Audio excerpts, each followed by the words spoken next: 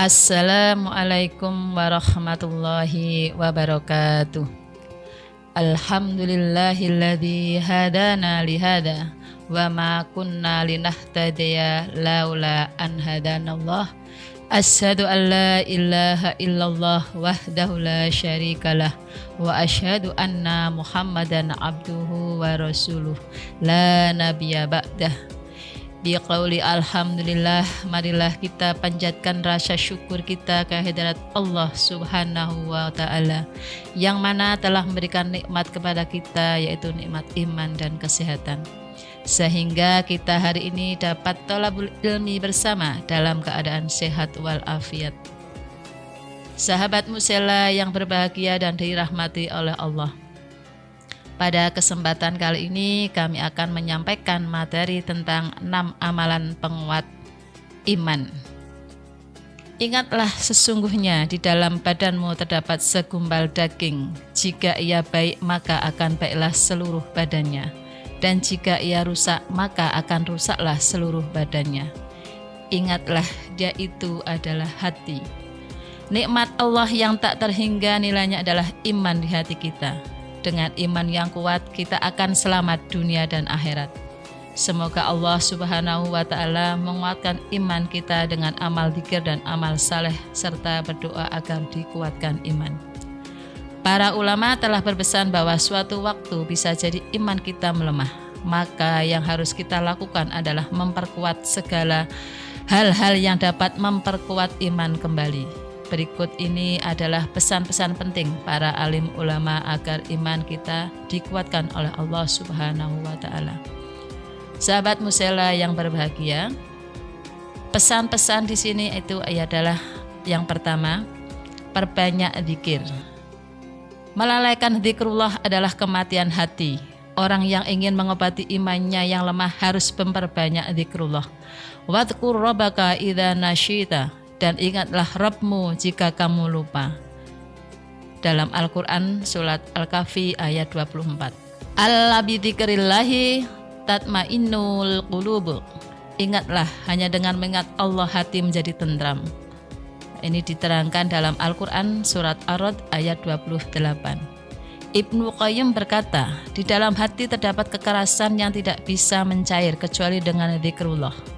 Maka seseorang harus mengobati kekerasan hatinya dengan dzikrullah. Yang kedua yaitu pasrah, berserah diri kepada Allah.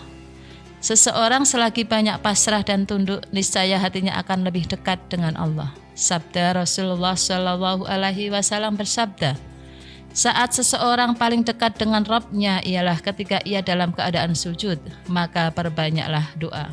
Hadis riwayat Muslim. Posisi sujud melambangkan kerendahan hati, kerendahan kita, kelemahan daya pikir kita. Dalam sujud kita pasrah, setiap apa yang akan terjadi adalah hak mutlak Allah subhanahu wa ta'ala. Ketika kita mampu menampakkan kehinaan dan kerendahan diri kepada Allah, insya Allah iman kita semakin kuat. Semakin banyak berharap dan minta kepada Allah, semakin kuat pula iman kita kepada Allah subhanahu wa ta'ala. Yang ketiga, jauhi panjang angan-angan. Hal berikut supaya iman kita terjaga dan semakin kuat adalah jangan terlalu banyak berangan-angan kejayaan dunia. Sebab dunia itu pada hakikatnya sangat sebentar. Kalau kita terlalu panjang angan-angan duniawi, sama saja kita memanjakan diri dan memupuk rasa hubud dunia atau cinta dunia. Ibnu Hajar dalam kitab Fathul Bari Syarah Sahih Bukhari menguraikan, tulul amal akan melahirkan malas dari taat, menunda-nunda tobat, sangat senang kepada dunia, melupakan akhirat dan mengeraskan hati. Oleh karena itu, untuk membersihkan dan menjernihkannya hanyalah dengan mengingat mati, mengingat kubur, pahala, dosa, dan mengingat kejadian-kejadian yang menakutkan di hari kiamat.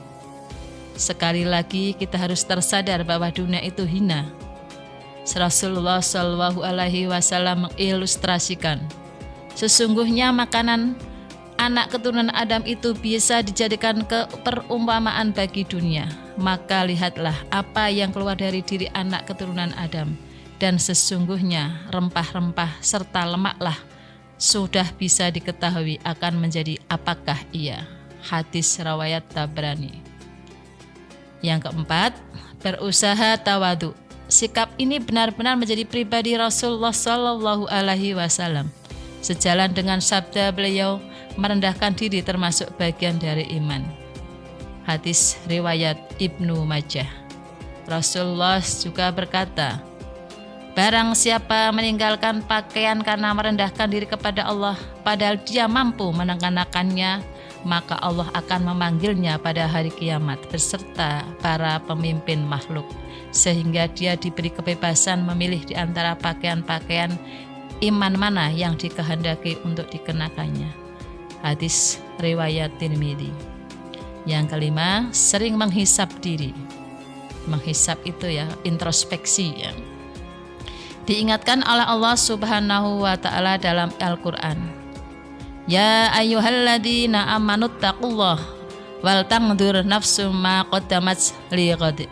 Hai orang-orang yang beriman, bertakwalah kepada Allah dan hendaklah setiap diri memperhatikan apa yang dia perbuatnya untuk hari esok di akhirat. Quran surat Al-Hasyr ayat 18. Umar bin Khattab radhiyallahu anhu berwasiat, hisaplah dirimu sekalian sebelum kami dihisap. Selagi waktu kita masih longgar, hitung-hitunglah bekal kita untuk hari akhirat. Apakah sudah cukup untuk mendapat ampunan dan surga dari Allah Subhanahu wa taala? Sungguh ini sarana efektif untuk memperbaharui iman yang ada di dalam diri kita.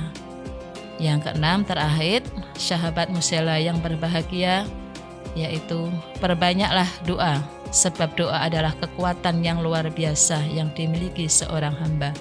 Begitu juga kalau kita ingin kuat iman kita, tetap iman kepada Allah Subhanahu wa taala agar dikuatkan. Salah satunya, Allahumma ya muqallibal qulubi, tsabbit qalbi ala dinika. Ya Allah, wahai Tuhan yang membolak-balikkan hati, tetapkanlah hatiku pada agamamu. Hadis riwayat Tirmidzi. Demikianlah yang dapat kami sampaikan pada hari ini. Sahabat musela yang berbahagia, kurang lebihnya kami mohon maaf. Yang terbaik hanyalah milik Allah. Kami sebagai hambanya banyak khilaf dan salahnya.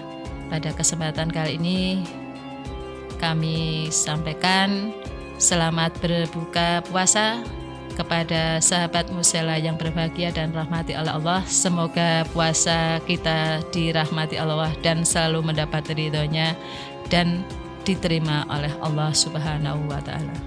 Kami akhiri, wassalamualaikum warahmatullahi wabarakatuh.